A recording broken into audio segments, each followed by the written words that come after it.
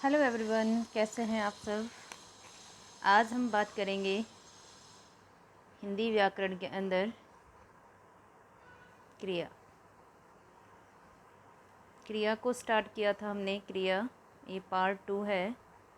कल हमने बात की थी कि क्रिया किसे कहते हैं। क्रिया यानी करना, करना या होना, कोई काम करना, उसको हम क्या कहते हैं, क्रिया कहते हैं। क्रिया का मूल रूप क्या है, तो मूल रूप था इसका धातु। क्रिया का मूल रूप धातु है। धातु संस्कृत में धातु कहा जाता था और हिंदी में जब इसका प्रयोग किया जाने लगा तो इसे क्रिया कहा जाने लगा। और कल हमने बात की थी कि आप क्रिया में सकर्मक और अकर्मक को कैसे पहचान सकते हैं। कर्म के आधार पर दो भेद होते थे, है ना।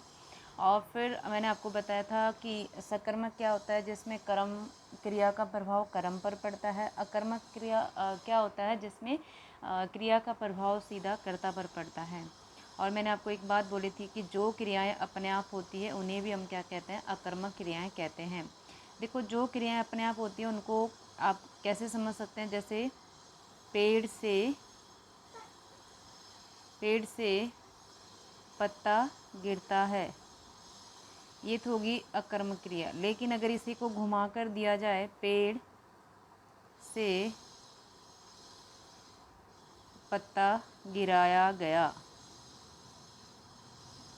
यानी यहाँ पे आपको कर्ता मिलेगा। लेकिन यहाँ तो अपने आप हो रही ना, हवा बहती है तो ये अपने आप हो रही है। पानी बहता है तो ये भी क्रियाएं क्या हो रही बच्चे, अपने आप हो रही है ना। इसका मतलब जो क्रियाएं अपने आप होती है उन्हें हम क्या कहते हैं, उन्हें हम अकर्मक क्रियाएं कहते हैं। लेकिन अगर उसमें कर्म जोड़ दिया जाए तो वो फिर क्या बन जाती है, सकर्मक क्रिया बन जाती है।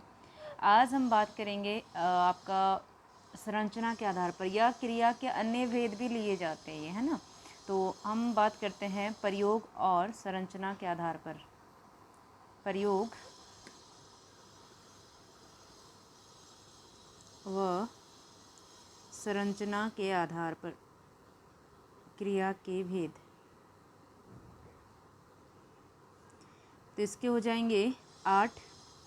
अगर लगा कर देगा प्रयोग के आधार पर क्रिया के कितने भेद होते हैं, तो आपने 8 लगाने। अगर संरचना के आधार पर देगा तो 5 थे। ठीक है, 5 कौन कौन से थे पहले, उसमें पहला क्या था, पहला था संयुक्त क्रिया, दूसरा पूर्वकालिक क्रिया, थर्ड प्रेरणार्थक क्रिया, फोर्थ नाम धातु क्रिया, और फिफ्थ आता है आपका कृदंत क्रिया। ओके, नेक्स्ट जो 3 बनेगी वो बन जाएगी हमारी कौन सी, नंबर 6 पे सामान्य क्रिया, इसको बाद में अलग किया गया था। और नंबर 7 पे पढ़ेंगे हम सहायक क्रिया, हेल्पिंग जिसको आप कहते हैं। और नंबर 8 पे पढ़ेंगे हम लोग सजातीय, यानी समान जाति होती है, जिसमें क्रिया की समान जाति है उसको हम क्या कहते हैं, सजातीय क्रिया कहते हैं। सबसे पहले बात करते हैं हम लोग सामान्य क्रिया की बात कर लेते हैं।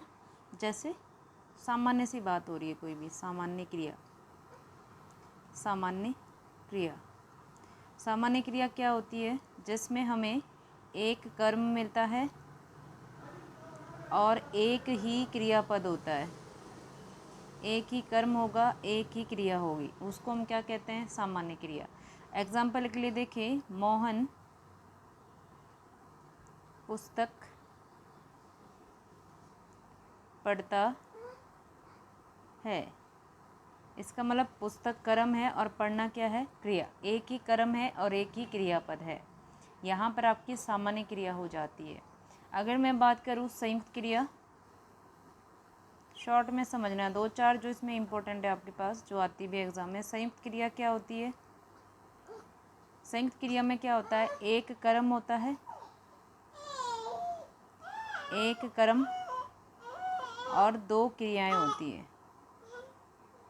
2 क्रियापद मिलेंगे आपको इसमें, या फिर एक से ज़्यादा भी मिल सकते हैं क्रियाएं, है ना। ठीक है, जैसे उसे मोहन आता, दिखाई दिया, दिखाई दिया, दिखाई और दिया दो क्रियाएं हैं इसमें, ठीक है। या तुम यहाँ आकर बैठ जाओ, बैठ जाना दोनों क्रियाएं हैं। या आपने पाठ पढ़ लिया, पढ़ और लिया। देखो उदाहरण के लिए अगर मैं बात करूं, आपने पाठ पढ़ लिया। देखो ये दोनों चीज़ें अगर ऐसे बोलते ना, आपने पाठ पढ़ा तो भी बात एक ही थी, लेकिन यहाँ पे क्या बोला पढ़ लिया। इसका मतलब पढ़ भी क्या है क्रिया, और लेना भी क्या है क्रिया, और पाठ क्या है उसका कर्म है। इस तरीके से आपको संयुक्त क्रिया का पता लगाना है। अगला देखिए बहुत इंपॉर्टेंट है जो आपका पूर्वकालिक क्रिया। नाम से स्पष्ट है, पूर्वकालिक। पूर्वकालिक, पूर्व मतलब पहले, कोई काम पहले हो जाएगा और दूसरा चल रहा होगा। पूर्वकालिक इसमें भी क्या होता है, इसमें दो कार्य होते हैं, यानी दो कर्म मिलेंगे आपको, दो कार्य, और दो ही इसमें क्रियापद मिलेंगे। कैसे, देखिए दो कार्य क्या होगा, दो जो कर्म होंगे पूर्वकालिक में, दो जो कर्म होंगे उनमें से एक कार्य पूरा, जो एक पहले पूर्ण हो जाएगा, एक कार्य उसमें क्या हो जाएगा पूर्ण, और दूसरे का पता नहीं होगा कि पूरा हुआ कि नहीं हुआ, है ना। आपको अक्सर उसमें देखने को मिलेगा कर, कर जुड़ा होता है उसमें, जैसे पढ़कर, खाकर, सोकर, है ना, ये चीज़ें। जैसे मोहन पढ़कर सो गया। देखिए पढ़कर, पढ़ तो लिया उसने, लेकिन सोने का काम हुआ कि नहीं हुआ ये हमें पता नहीं है। जैसे अगर बात करें, रमा खाना खाकर खेलने गई, खेलने गई। अब देखिए रमा खाना खाकर, खाना खा चुकी है वो, और दूसरा खेलने गई, गई तो है लेकिन खेला कि नहीं खेला उसका हमें पता नहीं होता है। इसका मतलब पूर्वकालिक क्रिया क्या होती है कि काम, एक काम पूरा हो चुका होता है लेकिन दूसरे का पता हमें चलता नहीं है कि काम हुआ है या नहीं हुआ है। नेक्स्ट जो आती बच्चे, बहुत दो आपने बहुत इंपॉर्टेंट याद रखनी है, पूर्वकालिक और दूसरी हम पढ़ेंगे प्रेरणार्थक क्रिया। अक्सर ये एग्ज़ाम में, जो नॉर्मल एग्ज़ाम होते हैं वहाँ पूछ लेता है। प्रेरणार्थक क्रिया क्या होती है, इसमें आपको दो कर्ता मिलेंगे, यानी दो कर्म। दो कर्म कैसे होगा, एक कार्य करेगा, एक कार्य को करेगा, ठीक है, और एक कार्य को कराएगा, एक कार्य को कराएगा। जैसे मालिक, मालिक नौकर से कपड़े धुलवाता है।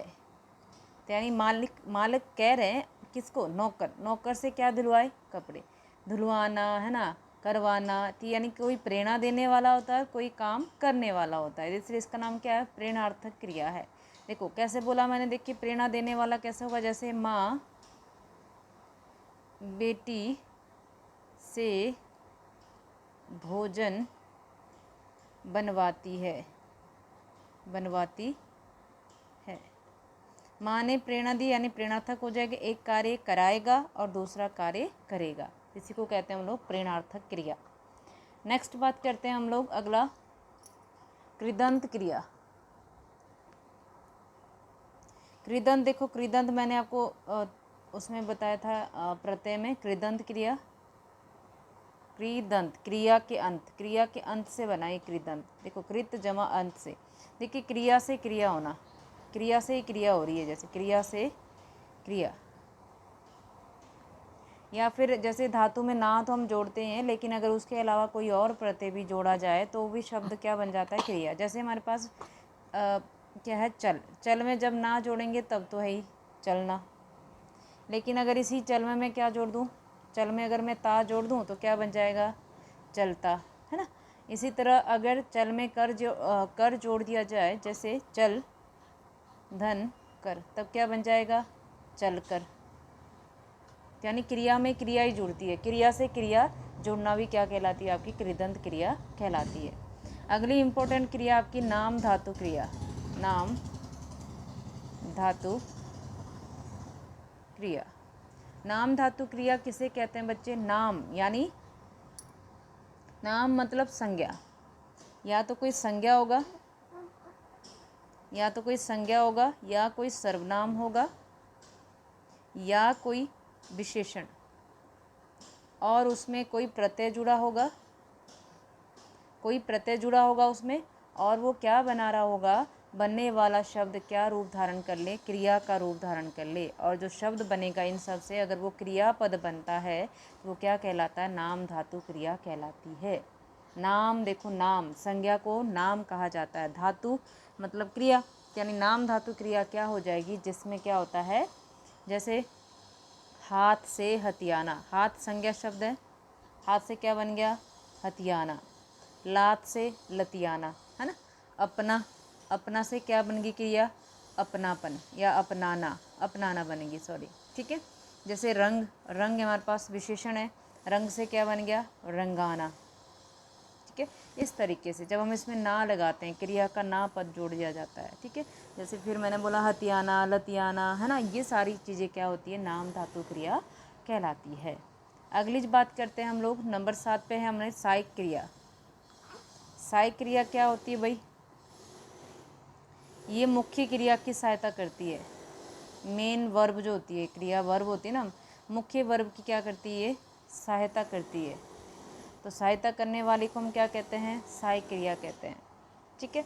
जैसे याद रखिएगा, जो सहायक क्रिया होती है काल का परिचायक होती है। जैसे हम पढ़ रहे हैं, हम पढ़ रहे हैं, इसका मतलब वर्तमान काल को बता रहा है। हम पढ़ रहे थे यानी भूतकाल को बताएगा। हम पढ़ रहे होंगे या हम पढ़ेंगे, पढ़ रहे होंगे नहीं आएगा, हम पढ़ेंगे, इसका मतलब क्या आएगा? वो आपका क्या हो जाएगा?